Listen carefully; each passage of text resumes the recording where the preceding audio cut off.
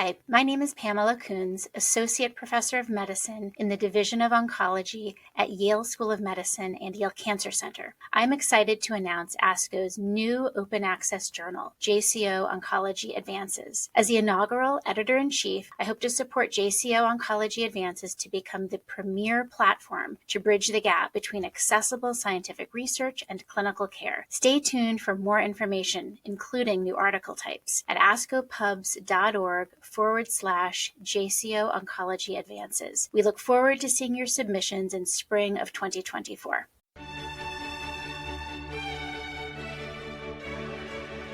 This Journal of Clinical Oncology podcast provides observations and commentary on the JCO article, Stem Cell Transplantation in Children with Acute Lymphoblastic Leukemia, a prospective international multi-center trial comparing sibling donors with matched unrelated donors, by Christina Peters et al. My name is Nancy Bunnan, and I am Director of Blood and Marrow Transplant at the Children's Hospital of Philadelphia, Pennsylvania, USA. My specialty is pediatric oncology. Major advances have been made in curing children with acute lymphoblastic leukemia.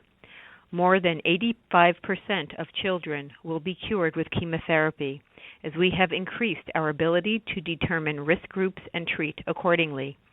Beyond age at diagnosis and initial white blood count, other prognostic factors have become important in determining intensity of therapy, and even those who may be difficult to cure with chemotherapy alone. This includes response to induction therapy as determined by minimal residual disease, or MRD, and ploidy. Hematopoietic stem cell transplant in first remission may be recommended for these patients with predicted event-free survival of less than 50%. Despite excellent results for most children with chemotherapy, relapse still remains the biggest obstacle to cure, and stem cell transplant is recommended for children with early relapses or with poor response to reinduction chemotherapy. The definition of early relapse differs among pediatric oncology groups. It is well established that patients who relapse on therapy have a particularly poor prognosis with chemotherapy, and less than 20% will be cured with chemotherapy alone. However, stem cell transplant indications are less clear for patients who relapse following discontinuation of therapy or greater than 36 months from diagnosis. MRD following reinduction has become one of the most important prognostic factors in determining stem cell transplant indication for these later relapses. MRD pre-transplant also is a determinant of outcome, and patients who are MRD negative pre-transplant have statistically superior outcomes compared to those who are MRD positive. This study was initiated by the BFM group in 2003 and represents one of the few prospective studies for pediatric transplant for ALL. 29 European centers enrolled patients on this study. Patients received uniform upfront and relapse therapy on BFM protocols. Patients who were transplanted from matched sibling donors or unrelated donors that were 10 out of 10 or 9 out of 10 matched are included. Unrelated donors were found for greater than 70% of patients, which probably reflects the population.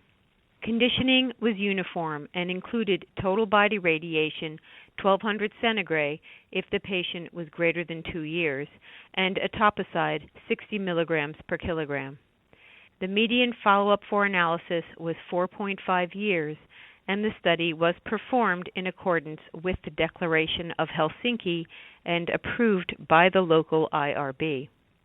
Patient eligibility was defined by BFM criteria and included leukemia phenotype, response to induction chemotherapy, and time and site of relapse.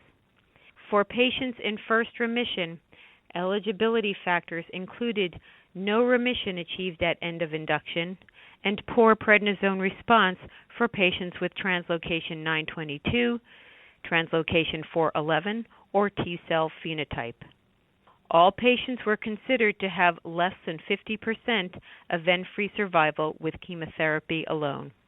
Of note, this differs from protocols in the U.S., which are not basing transplant recommendations upon early response to a prednisone pre-chemotherapy phase, and also consider ploidy in determining risk. Not all of the patients in this study who were transplanted in first remission may have been recommended for transplant by other groups. The stem cell source preferred was bone marrow, given in 75% of patients, but both cord blood and peripheral stem cells were also used. Graft versus host disease prophylaxis included cyclosporin, with ATG added for unrelated donor grafts.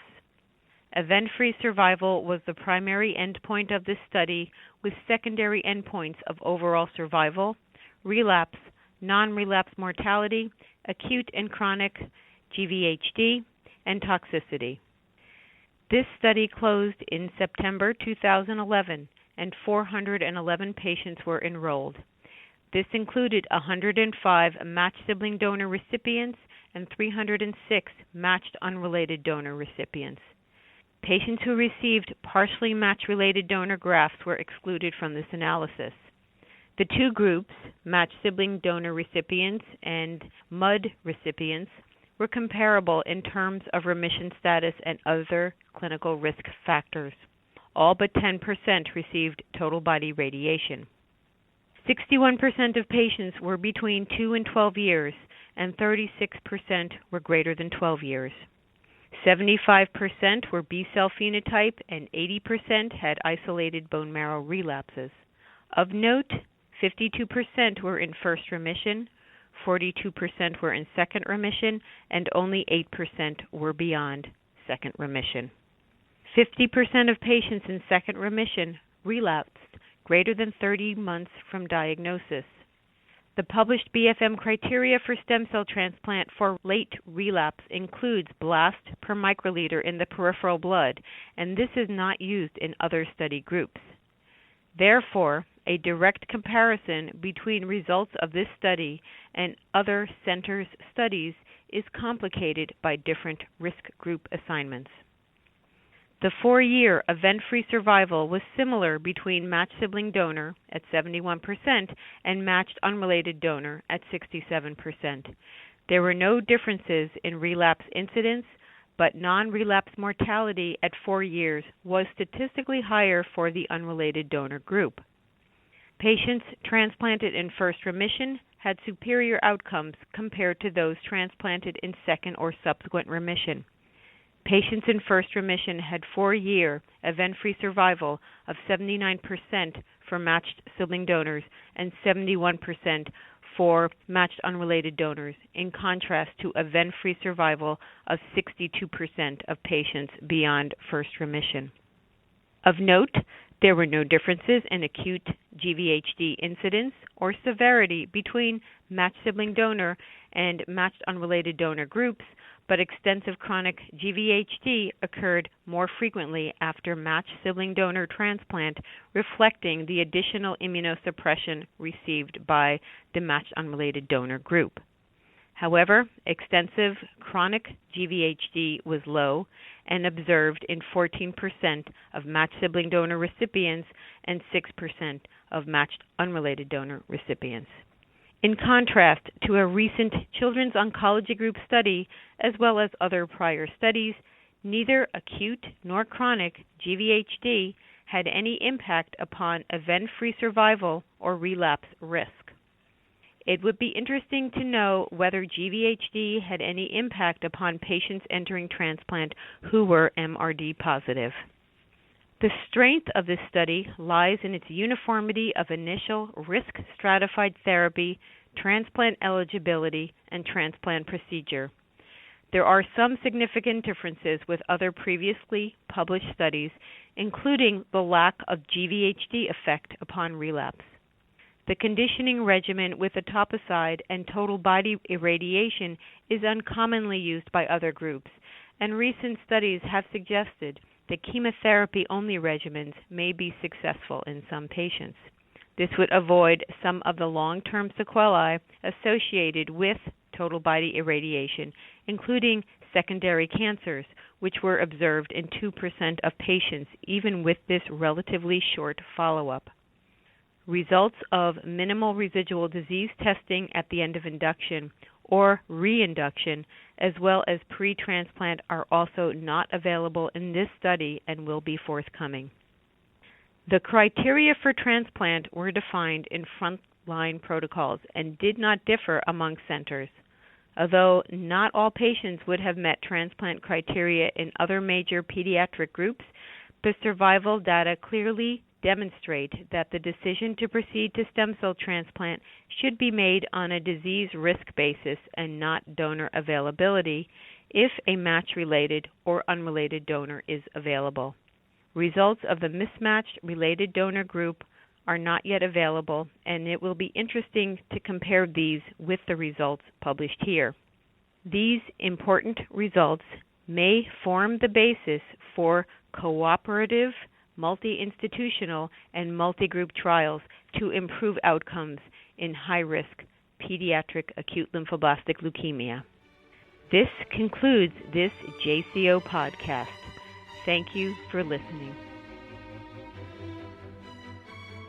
For more original research, editorials, and review articles, please visit us online at jco.org. This production is copyrighted to the American Society of Clinical Oncology. Thank you for listening.